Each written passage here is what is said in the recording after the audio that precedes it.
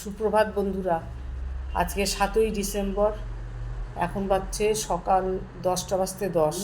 জন্মদিন আজকে। ছেলেকে এখন করলাম, একটু জলখাবার দিলাম, দাঁড়াও দেখাচ্ছি। এই দেখো, ওকে দিচ্ছি লুচি আর এই যে তোমার কাবলি ছোলার ঘুগনি দিচ্ছি।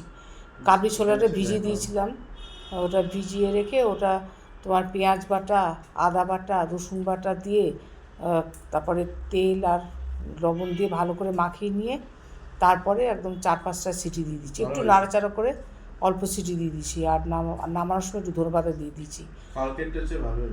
হ্যাঁ, তাই ওকে দিয়ে দিলাম গরম গরম লুচির সঙ্গে, মানে কাবলি ছোলা দিয়ে খেয়ে নে। বন্ধুরা, এই দেখো, আজকে সকালবেলায় তো তোমাদের লুচি আর কাবলি ছোলা দিয়ে খাওয়াটা দেখালাম, ওইটাই কিন্তু করতে পেরেছি। তারপর ডিশ থেকে ফ্যাটের নিচে মাংস পাওয়া যায়, এখানে এই মাংসটা একটু কষা কষা করে করেছি, একটু পাঁপড় ভেজেছি, এখানে বেগুন ভাজলাম আর এখানে করেছি পায়েস। আজকে পায়েস করলাম, আজকে আমার জন্মদিন বলে ঠাকুরকে পায়েসটা নিবেদন করে তারপর সেই পায়েসটা আমাদের মধ্যে মিশিয়ে দিলাম, এটা প্রসাদ হয়ে গেল। সেই প্রসাদ করে আমি সব কিছু খাই।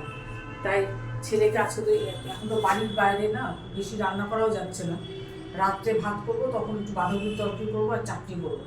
এখন দেখো খুব সংক্ষেপে করলাম, তাহলে তোকে পাঁপড় দিয়ে দিলাম আর এখানে একটু বেগুন একটা দেবো, অ্যালার্জি বেরোবে, তাহলে বেগুন ভাজাটা নিলাম। তো কী বলে, বাসন মাজা ছিল না, তো যেন তো ইয়েটা করতে পারিনি বাঁধাকপিটা, তাহলে আর একটু কষ্ট করে খালি মাংস আর পোলাও দিয়ে খাওয়া। কষ্ট কিছুই হবে না, ভালো না, নষ্ট মানে কি কোনো আইটেম, কষ্ট কিছুই হবে না, ভালো লাগবে, এটাই বলছি। কষ্ট তো আছে, কোনো তরকারি নাই, কোনো চাটনি নাই, কিচ্ছু নেই। মাংস পোলাও তরকারি লাগবে না, আমি নিয়ে নিচ্ছি নিজে।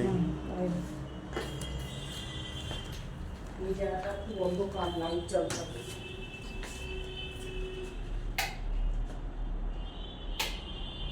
বন্ধ করবো নাকি থাকবে? কিছু হ্যাঁ, বলবে? 3:10।